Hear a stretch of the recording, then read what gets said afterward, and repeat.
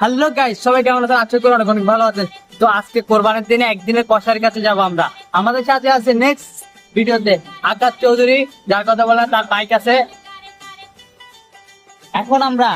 এখন আমরা যাব একদিনের কসার কাছে। চলো।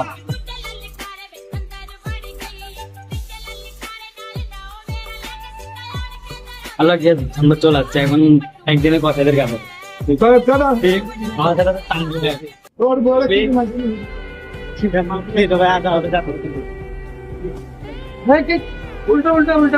হ্যালো।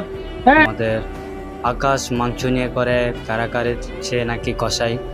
সো গাইস, আকাশ তো কষাই না, কষাইতে হয়েছে আমাদের এক নম্বর তানজু ভাই। সো গাইস, আকাশেও মাংস টাংস কোটা শেষে ও এখন চলে যাবে আমাদের 2 নম্বর গেটে। এখন 2 নম্বর গেটের দিকে আশেপাশে কোনো লোকজন নাই। আকাশ 2টা বালতি নিয়ে হাঁটতেছে অসহায় মানুষের মতো।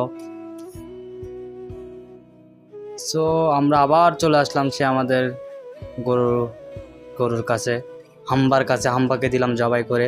আমাদের সাথে আছে তানজু ভাই, অনেক কষ্ট করে, অনেক পরিশ্রম করে। সাথে সাথে আছে রবি। অনেক সুন্দর একটা পরিবেশ। ওয়াও, আমাদের তানজু ভাই কিন্তু অনেক ভালো দেশি কষাই। ও অনেক বছর ধরে কষাগিরি করে। পাশে আকাশও বলতেছে আমাকে দাও, আমি কাটি। আমাদের রবিও কিন্তু পোষায়। তার সাথে সাথে বড় ভাই আছে, যার কথা বললি নয়। গরুটা কিন্তু অনেক তেজি, কারণ ওটা বেশি শক্তিশালী গরু। আর আমাদের সামনে নয়ন ভাই তাকে আছে, বলে হ্যাঁ রে, আমি কাটতে পারি না, এখানে তানজু কাটি ফেলতেছে। তো গাইস, অবশেষে আমরা কাটাকাটি করতে করতে করতে করতে অবশেষে আকাশ মানে উড়াদুরা কষার মতো দেখি ধাপ ধুপ কাটি ফেলতেছে। মাংস কাটতেছে আর করতেছে, ওর কোনো ঠিক ঠিকানা নাই। ওকে যেখানে পায় ও সেখানে পোষ পারে গরু। তো বর্তমানে একদিনে কষার ভিতরে তানজু ভাই চ্যাম্পিয়ন হবে আশা করি। আর আমাদের সাথে সাথে আকাশ তো আছে, রবিও অনেক ভালো পারফরমেন্স করতেছে, কিন্তু আমাদের তানজু ভাই অনেক ভালো পারফরমেন্স। তো অবশেষে মাংস কাটার শেষে আমি চলে আসলাম মাংসগুলো নিয়ে 2টা বালতিতে করে। পায়ে অনেক ভার। আকাশ তো শুধু দেখে দেখে আসতেছে, আমি অনেক কষ্ট করে উপরে উঠতেছি। সো অবশেষে আমরা আস্তে আস্তে সিঁড়ে বেঁধে উপরে চলে আসলাম বাসায় এসে আকাশকে বলতেছে যে ভাইয়া তুমি নাও, তুমি ঢালো। আকাশ বলতেছে মাশাল্লাহ মাশাল্লাহ। তো আমাদের মাংস কাটা শেষে বাসায় নিয়ে আসলাম।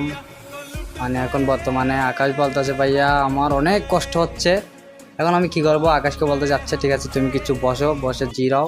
ওকে কিছু ঠান্ডা পানি দেওয়ার ব্যবস্থা করতেছে। ভাবিকে বললাম ভাবি ওকে ঠান্ডা পানি দাও।